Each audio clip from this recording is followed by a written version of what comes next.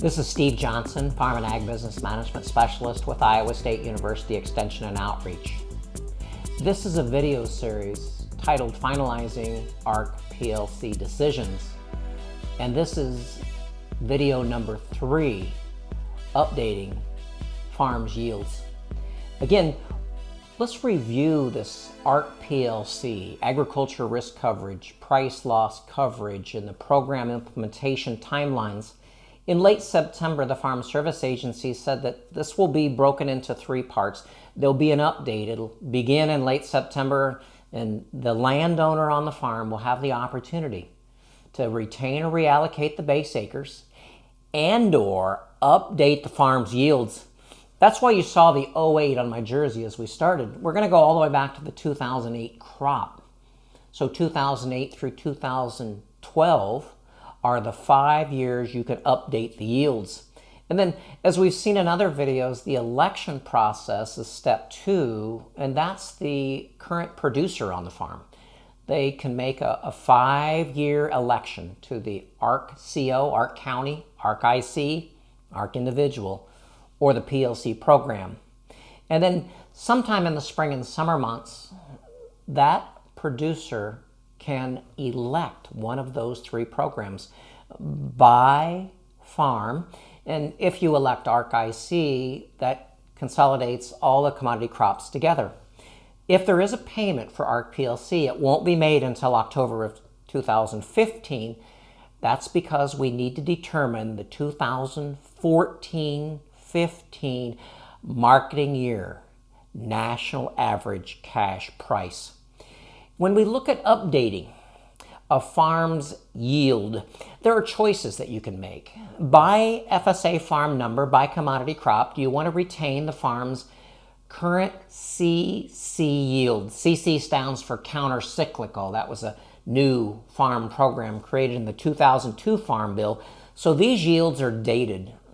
These yields likely reflect by crop a period of time of the early 80s, the early 90s, or perhaps the late 1990s.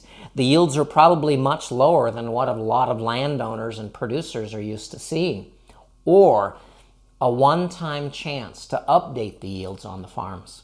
Again, that yield will be multiplied times 90% to create what we call the PLC, or price loss coverage yield.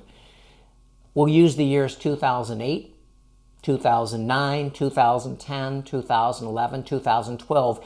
Any of those 5 years that there was a commodity crop grown on the farm, the simple average of yields for those 5 years.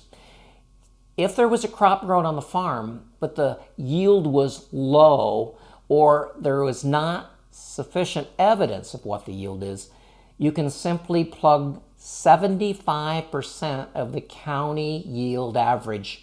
Again, the Farm Service Agency or the FSA ARC PLC website has those county yields available, but that information will be on the decision tools spreadsheets that are being used. And this yield update is available by FSA farm number, where the landowners and likely the producers are working together to make a decision whether to enroll a farm in the PLC, the ARC CO, or the ARC IC program. And if we use ARC, the PLC yield doesn't really come into play as a part of the calculations. I still recommend that if you can create a higher yield for your farm by commodity crop, higher than the CC yield, you should consider doing that. As far as the evidence that the Farm Service Agency will be looking for, they'll all be subject to spot check. And that's been true in recent farm bills, is the landowner will be signing that this is the yield on the farm, but subject to records that the landowner can provide. So the producers and landowners are likely going to work together to create a larger PLC yield than the existing CC yield on the farm. And then the Farm Service Agencies recognized what the accuracy will be. Any records that reflect RMA or crop insurance data, we call those the APH, or actual production history. And I think that's primarily where a lot of the producers will go to find that yield information for those 5 years, 2008 through 2012. Also, any production evidence, a warehouse receipt, a settlement sheet of bushels that were fed, feed records that were kept to analyze the amount of production that took place in a livestock feeding operation.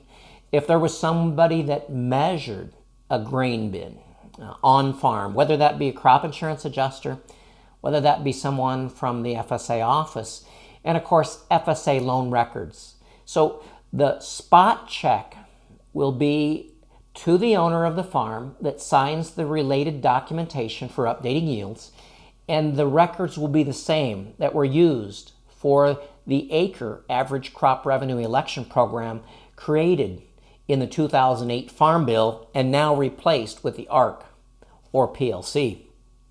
Let's go back to the previous video where we saw the summary acreage history report.